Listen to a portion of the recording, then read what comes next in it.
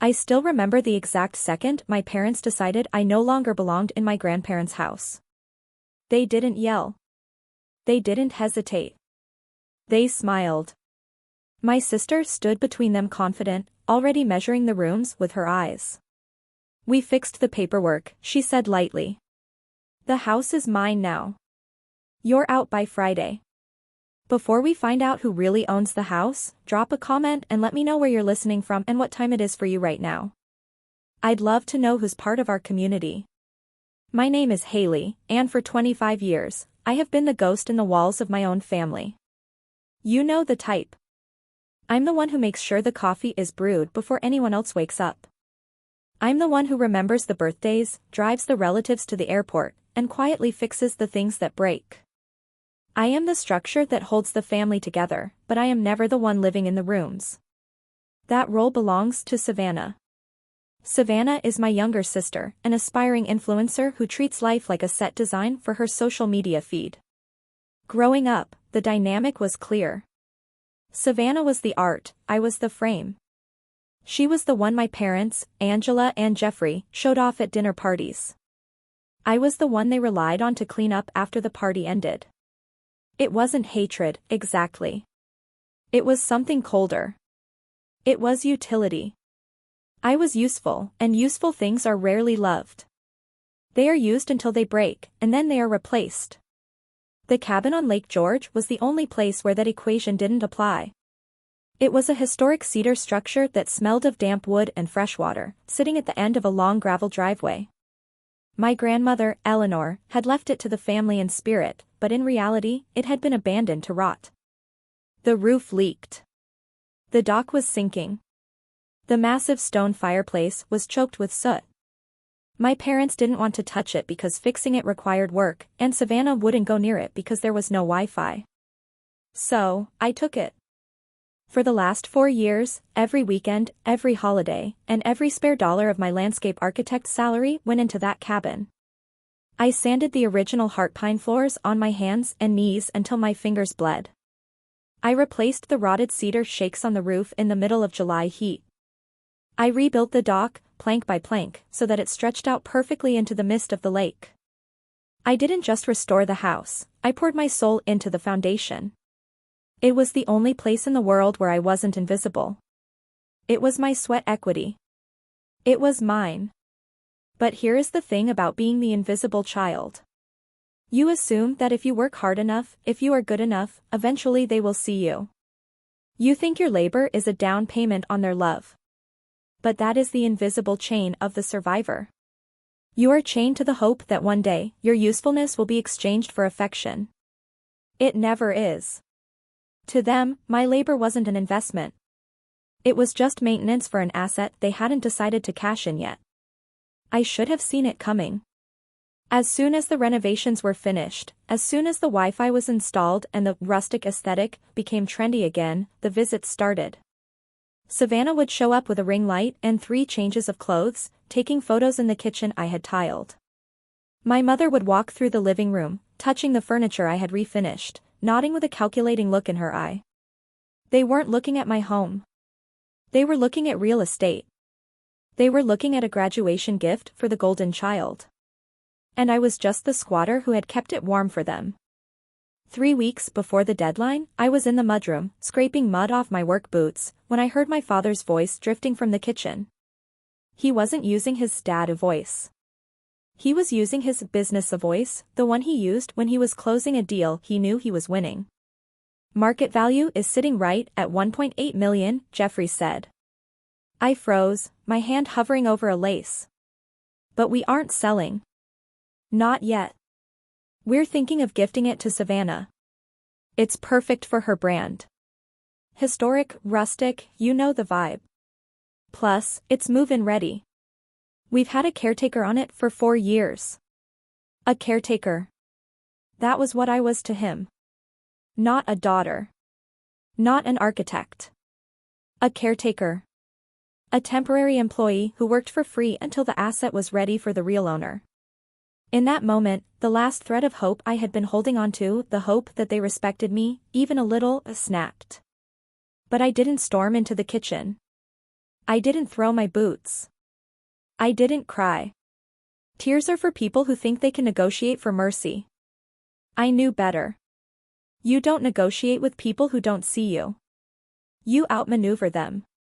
I finished untying my boots, walked silently past the kitchen, and went straight to my room. I opened my laptop and pulled up the county property records. My grandmother, Eleanor, had left the house to family, but the deed had never been formally transferred to my parents. It was still in the estate's name, and I was the executor. They had been too lazy to file the paperwork, assuming I would just hand it over when asked. They assumed I was passive. They assumed I was safe. They were wrong. I drove into town an hour later. I didn't go to the grocery store. I went to the law offices of Miller and Associates.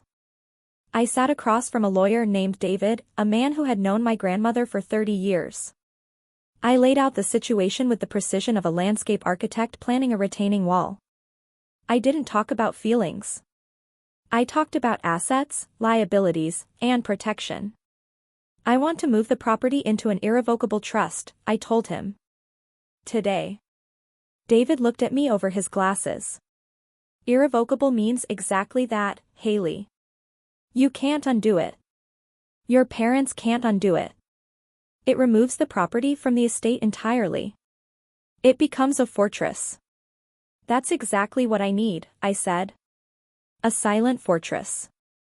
We spent the next 2 hours drafting the documents. I signed the deed over to the Eleanor Lake Trust. I appointed myself as the sole trustee with absolute authority over the property. I locked the doors, legally speaking, and threw away the key. Then, I added one more layer of security, a clause so specific, so lethal, that it felt less like law and more like a landmine. But I kept that part to myself for now. When I walked out of that office, the sun was shining on the pavement, but I felt cold. It was a good cold. It was the temperature of steel. I drove back to the cabin, parked in my usual spot, and walked inside. My mother was in the kitchen, measuring the windows for new curtains. "Oh, there you are," she said, barely glancing at me. "We were thinking velvet for this room. What do you think?" "Velvet sounds expensive," I said, my voice steady, my pulse calm. I watched her make notes in her planner, oblivious to the fact that she was decorating a house she didn't own. I had the stamped deed in my bag. The war was already over. They just didn't know they had lost. The week leading up to the deadline was a masterclass in the trap of normalized cruelty. You see, when people are used to getting their way, they stop looking for traps. They assume the ground beneath them is solid because it always has been. They assume their victims are passive because they have always been quiet. But there is a difference between silence and submission. Silence is what you do when you are afraid. Strategy is what you do when you are waiting. I didn't warn them. I didn't scream, "You can't do this." I didn't threaten to call the police. I did exactly what a scared, compliant daughter would do. I made coffee. I nodded when they talked about paint colors. I let them believe their narrative was the only one that mattered. Why? Because in the eyes of the law, and in the eyes of my own conscience, I needed them to commit. I needed them to take tangible steps toward dispossession. I needed the receipts. On Wednesday, Savannah hired a moving company. She didn't ask if I was ready. She just sent me a screenshot of the confirmation. "They'll be there Sunday at noon. Make sure your stuff is packed." I saved the screenshot. Proof of intent to evict. On Thursday, my mother brought over a contractor to give an estimate on tearing down the wall between the kitchen and the living room. "It's too closed off," she said, tapping the wall I had spent 3 weeks painting. "We want an open concept." I recorded the conversation on my phone in my pocket. Proof of intent to alter the property. On Friday, my father changed the gate code. He didn't tell me. I found out when I came back from a run and couldn't get into my own driveway. I had to park on the road and walk up. When I confronted him, he just shrugged. Security precaution. Savannah has a lot of expensive equipment coming in. Proof of denial of access. Each of these acts was a shovel, and they were digging their hole deeper with every hour. If I had stopped them on Tuesday, they could have claimed it was a misunderstanding. They could have said they were just discussing options. But by letting them proceed, by letting them spend money and make appointments and change locks, I was gathering undeniable evidence of their hostile takeover. It was excruciating. Every time they touched something I had built, I wanted to scream. Every time Savannah talked about her studio, I wanted to throw her phone into the lake. But I held my tongue. I was baiting the predator. I was letting them get comfortable in the cage before I slammed the door. By Saturday night, the cabin was filled with boxes. Not mine, theirs. They had started moving Savannah's things into the garage, staging them for the big move-in day. I sat on the dock as the sun went down, watching the light fade over the water. My phone buzzed in my pocket. It was a text from David, my lawyer. The papers are filed. The sheriff has been notified of a potential disturbance tomorrow. You have the green light. I looked back at the house. The lights were on in the kitchen. I could see my family inside, laughing, drinking wine, celebrating a victory they hadn't earned. They looked so happy. They looked so secure. They had no idea that the ground beneath them had already turned to quicksand. Sunday noon arrived with the subtlety of a freight train. The silence of the lake was shattered by the grinding gears of a moving truck backing down the driveway. It was a massive white beast, hired to clear out the last 4 years of my life in an afternoon. I stood in the kitchen, watching through the window. Savannah was already outside, phone in hand, live-streaming the event to her followers. Move-in day, she chirped, spinning around to show off the lake view. So excited to finally show you guys the new studio space. It's been a long time coming. A long time coming. As if she had waited for anything in her life. My mother, Angela, was directing the movers with the frantic energy of a general who has arrived late to the battlefield. Careful with that door frame, she shouted as 2 men wrestled a sofa through the entrance. We're replacing it, but we don't want scratches on the floor. My father, Jeffrey, walked into the kitchen where I was standing. He was holding a sleek white envelope. He didn't look me in the eye. He looked at the countertop, then at his watch, then finally at the envelope in his hand. Haley, he said, his voice carrying that forced joviality people use when they're firing someone. We know this is a transition. But we want to be fair. He slid the envelope across the counter toward me. There's $5,000 in there. Consider it a thank you for looking after the place. It should cover a deposit on a new apartment, maybe some furniture. You deserve a fresh start. I looked at the envelope. $5,000.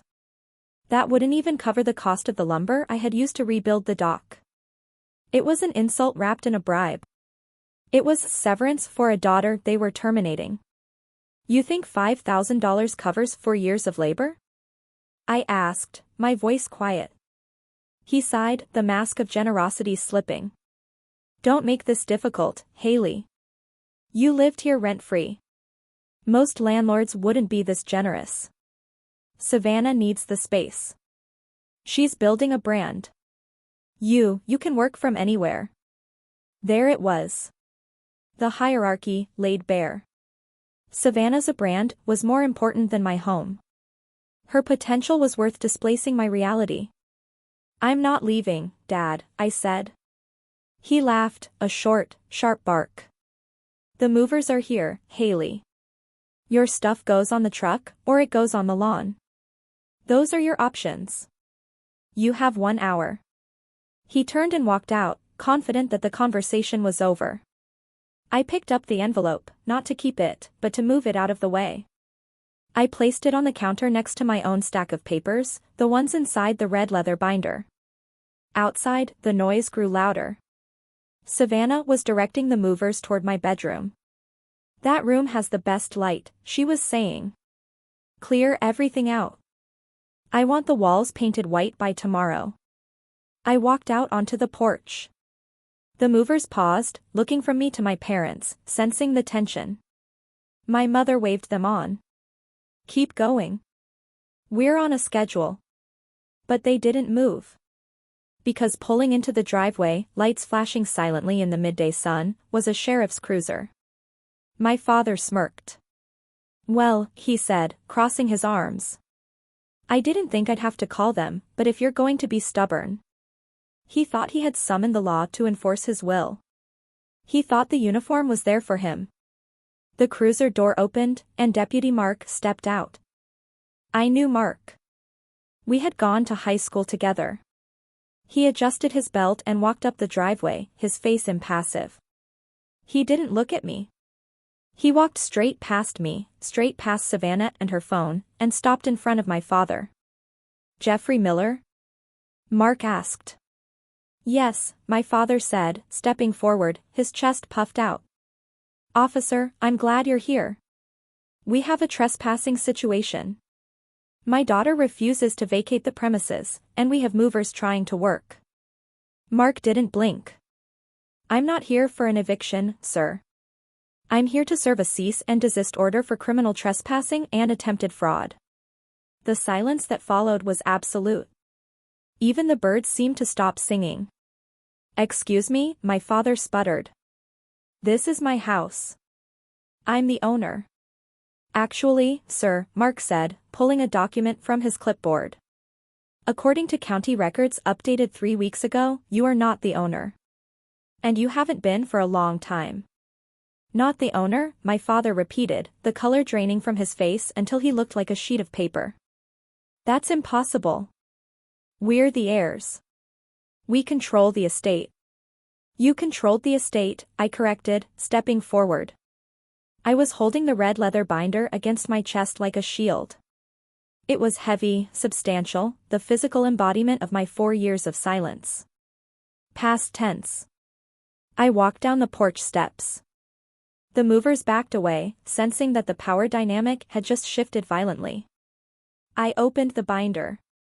The sound of the 3 metal rings snapping open seemed to echo off the trees. I pulled out the deed, the one stamped with the county seal, the one dated 3 weeks ago. The blue ink of the notary's stamp caught the sunlight. This is the current deed, I said, handing it to Mark, though he had already seen it. The property was transferred into the Eleanor Lake Trust on the 15th of last month. I am the sole trustee. As trustee, I have absolute authority over who enters the premises. My mother snatched the paper from Mark's hand, her eyes scanning the legal jargon frantically. Her hands were shaking so hard the paper rattled. A trust? You can't do that. You need our permission to move assets. I didn't, I said, my voice calm, factual. Grandma left me as the executor. I had full authority to secure the assets to preserve the legacy. Since you never bothered to file the transfer paperwork, because you didn't want to pay the transfer taxes yet, the house was still sitting in the estate. It was vulnerable. I just moved it to a safer location. Savannah lowered her phone. The live stream had ended, probably because the comments were asking why the police were there instead of a party. She looked from the moving truck to me, her eyes wide. So, it's your house, she asked, her voice small, the influencer bravado vanishing instantly. You own it? Legally? Yes, I said. And since you have no lease, no title, and no permission to be here, Deputy Mark is right. This is criminal trespassing. Mark stepped forward, his hand resting on his belt. I can escort you off the property now, he said to my father. Or I can arrest you for attempting to defraud a legal trust. Your choice, Jeffrey. My father looked at the movers, who were already closing the back of the truck. He looked at Savannah, who was on the verge of tears. He looked at the house, the asset he had bragged about, the graduation gift he had promised, and he realized it was gone. But he wasn't done. I could see the wheels turning in his head. He was a businessman. He thought everything was a negotiation. Haley, he said, his voice dropping to a conspiratorial whisper, trying to create intimacy where there was none. Let's not be hasty. We can fix this. We can undo the trust. We're family. We can work out a co-ownership deal. You can keep the guest house. I looked at him. He still thought he had leverage. He still thought he was playing a game where he could win. We are family, I agreed. Which is why this next part is going to hurt the most. I flipped to the back of the binder. This was the secondary twist. This was the landmine I had planted, hoping they wouldn't step on it, but knowing they couldn't help themselves. Grandma Eleanor didn't just leave the house, I said. She left a separate investment portfolio. $500,000 in municipal bonds. You've been waiting for that to probate next month, right? Their eyes lit up. The greed was instantaneous. The house was nice, but the cash was liquid. That was the retirement fund. That was Savannah's seed money. The trust has its no contest clause, I said, reading directly from the page. It states that any beneficiary who attempts to evict the trustee, alter the property without permission, or challenge the trust's authority is immediately disqualified from receiving distributions from the secondary investment portfolio. I looked up. My mother stopped breathing. By hiring movers, I listed, ticking the offenses off on my fingers. By changing the gate code. By attempting a hostile eviction today in front of a law enforcement officer, you have officially contested the trust. I closed the binder with a soft thud. You just disinherited yourselves. The $500,000 reverts to the trust. To me. The silence that crashed down was heavier than the moving truck. It wasn't just defeat, it was devastation. My father made a sound like he had been punched in the gut. My mother grabbed his arm to steady herself. Savannah dropped her phone in the gravel. They hadn't just lost the house. In their arrogance, in their rush to erase me, they had sprinted headfirst into a trap that cost them $500,000. They had traded a fortune for a moving truck rental. You can't, my mother whispered. That's our money. It was Grandma's money, I corrected. And she wanted it to go to people who respected her legacy. You don't. I turned to Deputy Mark. I'd like them removed now, please. Mark nodded, his face impassive but his eyes showing a flicker of grim satisfaction. He gestured toward the driveway. Folks, let's go. The show is over. They didn't scream. They didn't threaten to sue. They didn't even look at each other. They just turned and walked away. It was a strange, hollow procession. Savannah walked like she was sleepwalking, her phone forgotten in her hand. My mother leaned heavily on my father, who looked suddenly old, his chest deflated, his arrogance evaporated. The movers were already gone, the truck rumbling away down the lane, eager to distance themselves from the disaster. I watched my family climb into their luxury SUV. There were no slamming doors this time. Just the soft click of latches engaging, sealing them inside their defeat.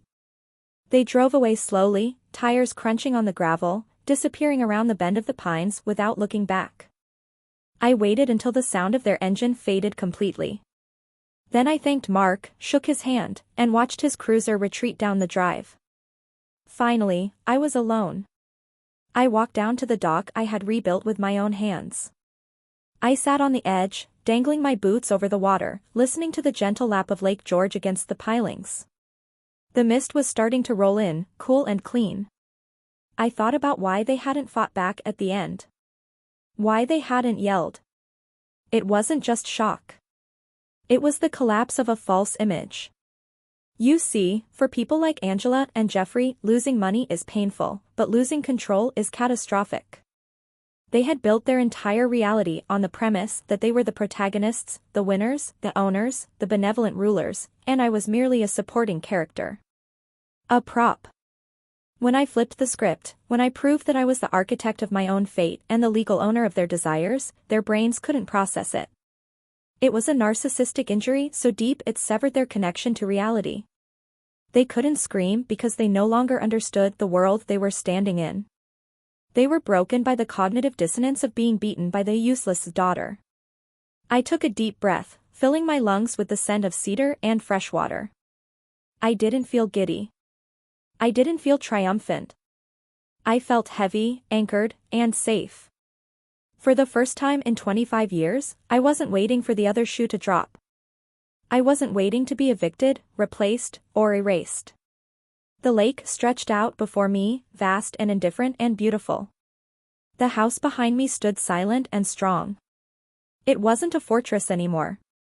It was just home. Protecting yourself isn't cruelty, it's survival. If you've ever had to build a fortress to protect your peace from the people who were supposed to love you, share your story below. You are not alone.